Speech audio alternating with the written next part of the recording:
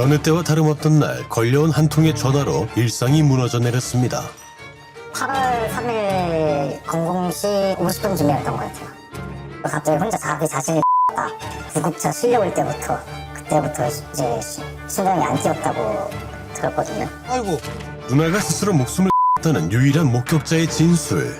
그러나 저도 단 한 번도 그렇게 혼자 죽었다고 생각해본 적이 없는데요. 언젠간 잡힐 거니까. 솔직히 이제 손바닥으로 그냥 하늘 잠깐 가려놓은 거죠. 가족들은 그녀의 죽음 뒤에 숨겨진 진실이 있을 거라 외치고 있습니다. 어떤 일이 있었길래?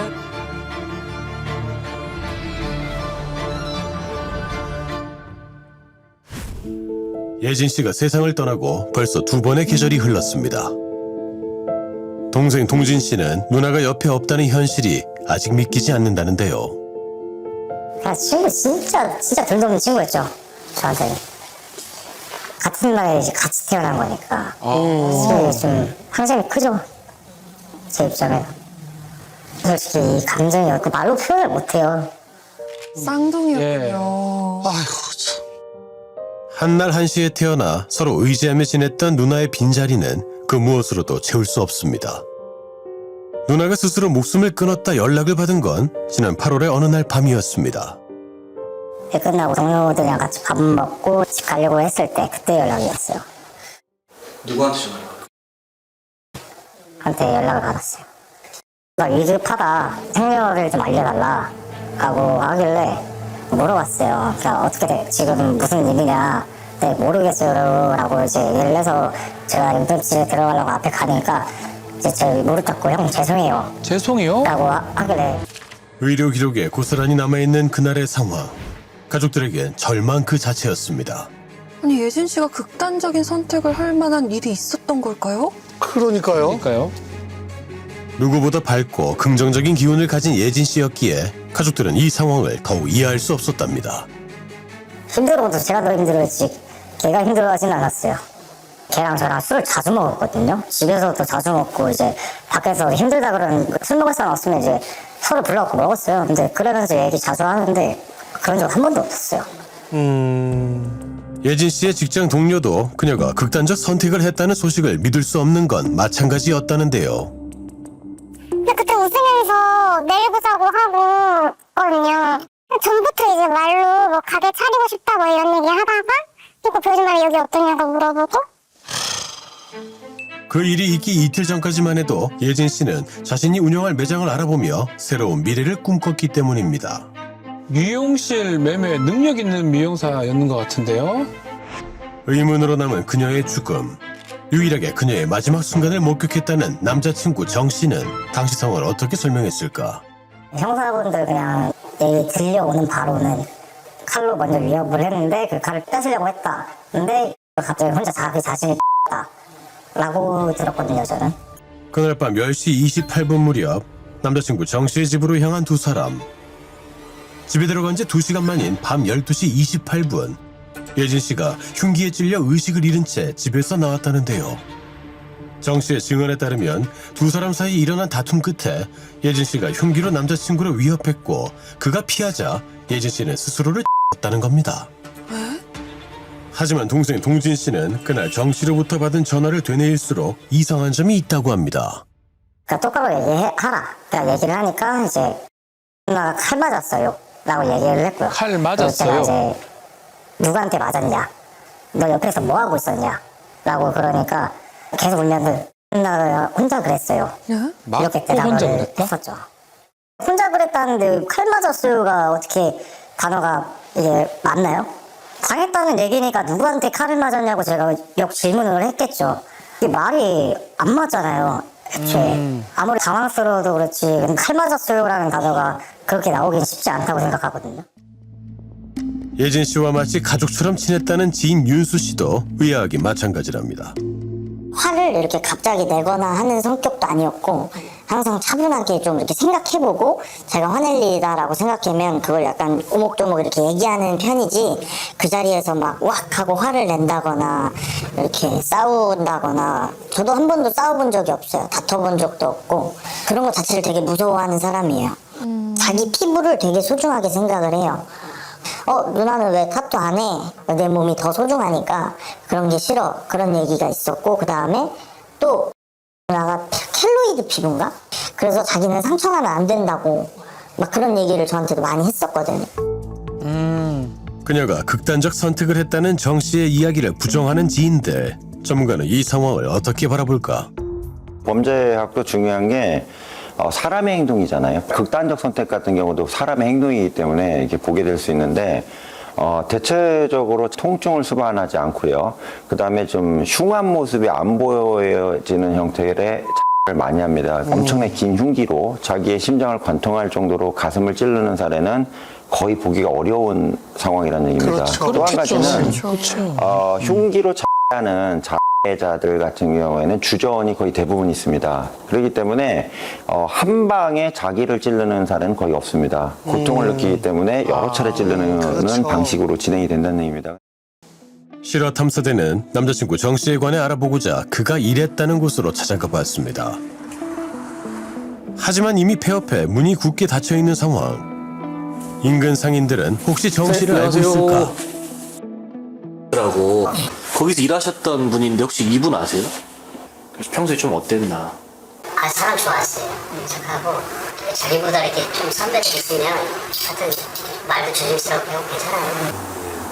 남을 회하고 이런 성격은 아닌 것 같아요. 제가 아하. 주변 사람들과 특별할 것 없이 잘 지내곤 했다는 정 씨. 하지만 동생이 기억하는 그의 모습은 좀 달랐습니다. 좋다고 계속 쫓아다녔는데 이제 싫다고. 왜냐면 제가 물어봤어요. 왜 안 만나니까 싫대요. 그럼 뭐 적당히 하다 끊어내라 이러고 이제 말하는데, 이제 어느 순간부터 이제 걔가 너무 잘해주니까 거기서 이제 한번 만나보자라는 생각을 했던 것 같아요. 근데 그렇게 만났는데 2주 만에 이런 일이 있을 거라고 어느 누가 생각을 해요. 수개월간 정 씨가 끈질기게 그녀에게 구애한 끝에 교제를 시작했다는 두 사람. 그러나 그녀는 사건 이틀 전 이별을 언급했다고 합니다. 1년 뒤 봐. 1년 뒤면 다시 봐줄 거야? 아니, 그러면서 그게 버리는 거지 뭐야. 버리는 거 아니고 끝내는 거.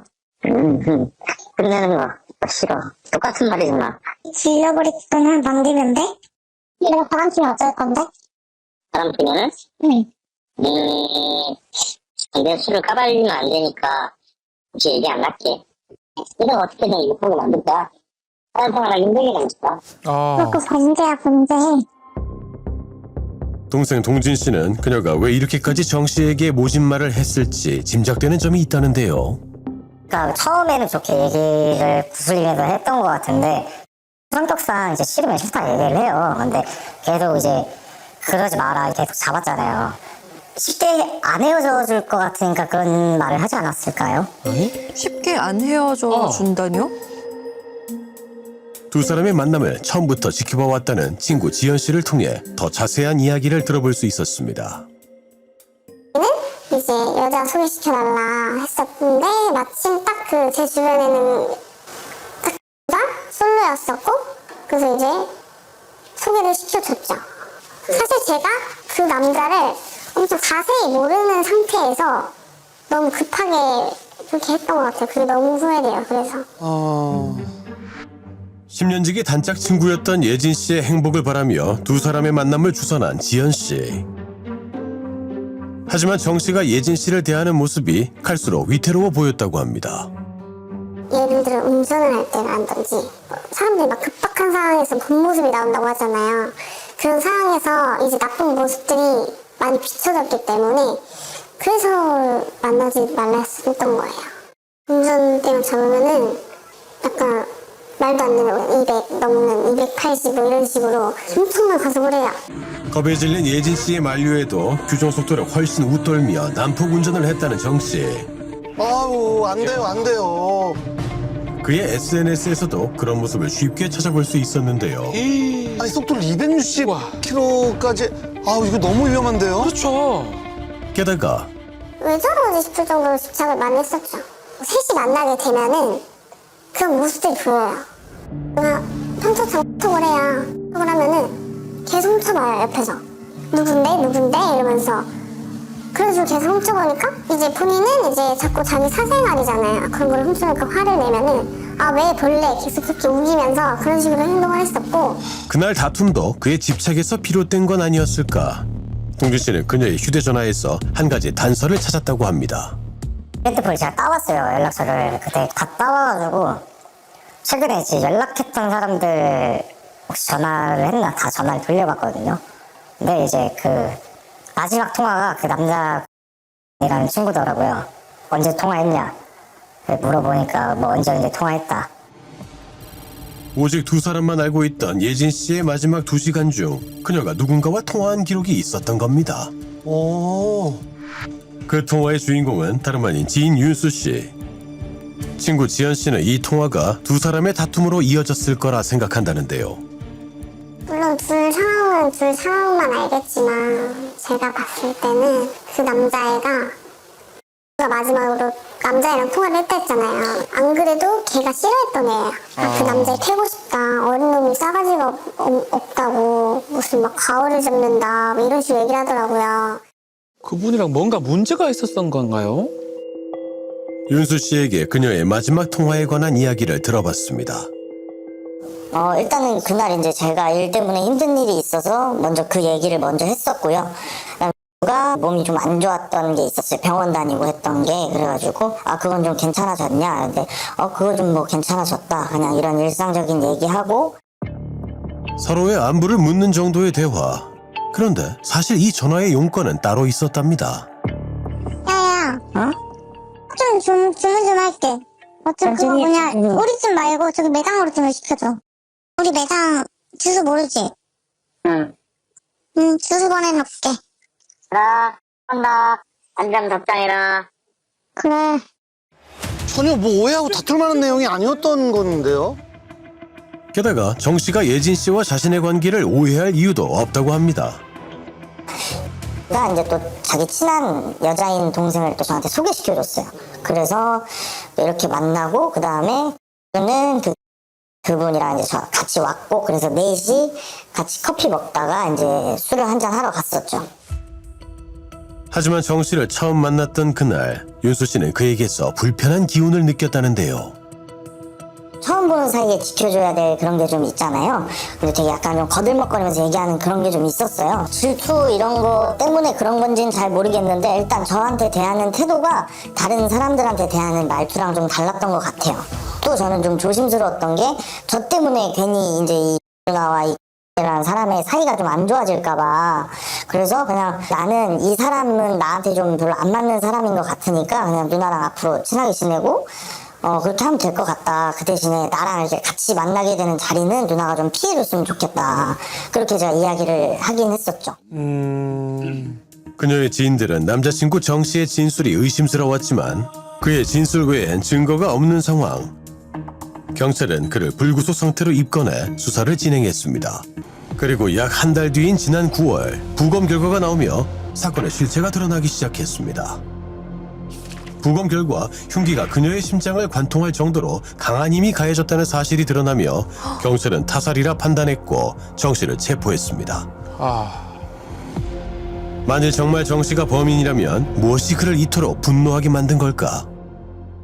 일반적으로 사랑하는 관계인 경우에는 상대방의 그 어떤 사회생활이나 사교활동 이런 교접 같은 거에 대해서 다 인정을 해주고 이해를 해주는 게 일반적입니다. 근데 제가 본 임상 사례로 놓고 봤을 때 스토킹 살인 사건 같은 경우나 살인 미수 사건 같은 경우에 지금 요 사건과 비슷한 방식으로 진행이 된다는 얘기입니다. 이제 소위 말하는 이제 획득물, 그러니까 전리품 있잖아요. 전리품식으로 생각을 하기 때문에 이때부터 물건화 돼가지고요 공격을 아주 쉽게 한다는 얘기죠. 인격체로 보는 게 아니고요. 자기 이외에 남성하고 통화를 하거나 대화를 하는 것 자체가 분노의 이유였을 겁니다. 그리고 그걸 제지하려고 했는데도 불구하고 제지가 안 먹혔을 가능성이 큽니다. 그렇기 때문에 이런 상황에서는 나의 통제를 벗어났기 때문에 너는 부서져야 된다, 파괴되어야 된다 이렇게 생각하는 게 스토킹 살해범들 아주 보편적 성향이거든요. 유족의 마음을 더욱 아프게 한 건 그의 SNS 활동이었다고 합니다. 예진 씨 장례식이 진행되고 있을 때도 SNS를 했다고 합니다. 참. 네. 아이고, 진짜. 뭘 설명하겠다는 건지, 뭐 자기가 죽이지 않았다는 걸 설명하겠다는 건지, 아니 자각이라고 하면 그냥 거기서 뭐 아무 말 없이 그냥 가만히 있으면 되는 걸 뭘 설명하고 싶은 건지 모르겠는 거죠, 저는. 하지만 예진 씨가 떠난 후 동진 씨와 친구들이 할 수 있는 건 예진 씨를 그리워하는 일뿐. 그런데 정 씨가 구속된 후 지인들의 조사를 포함한 수사가 한창이던 때 친구 지연 씨의 남자친구에게 걸려온 전화. 발신자는 정 씨였답니다. 얘 분명 구치소 있는데 전화를 어떻게 하지? 했는데 알고 보니까 얘네 아빠였던 거예요. 아빠가 아, 무슨 말을 하려고 전화한 걸까요? 억울하대요. 억울하다. 근데 이제 라는 사람이 욕한다는 진술 때문에 못 나오고 있다. 이런 식으로 얘기하고 뭐 내가 힘이 그렇게 센데 찔렀으면 20cm 넘게 찔렀지. 8, 9cm밖에 안 들어가지 않았냐. 이런 줄 하더라고요. 아유, 참. 지난 19일 정 씨의 재판이 열렸습니다. 국회수는요, 사건 현장의 혈흔을 토대로 이제 예진 씨가 사망에 이르기까지 여러 가지 가능성을 제시를 했는데요. 이제 첫 번째 가능성은 이제 침대 앞에 놓여있던 의자에서 찔렸을 수 있다고 합니다. 그리고 두 번째는 TV 장 앞에서 선체로 찔렸을 때를 가정을 했는데요.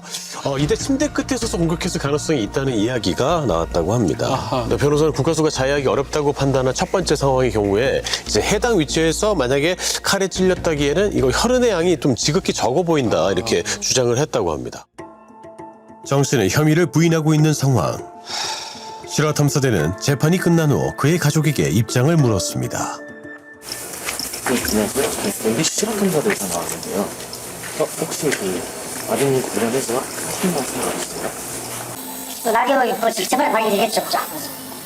거기에 대한 보상해야 될 거고. 무죄 받으면 가만히 있을게. 수사됐다고 해서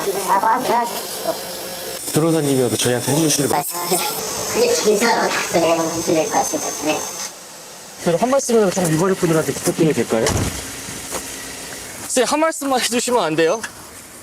끝내 예진 씨에 대해선 한마디도 남기지 않고 떠난 그의 가족들.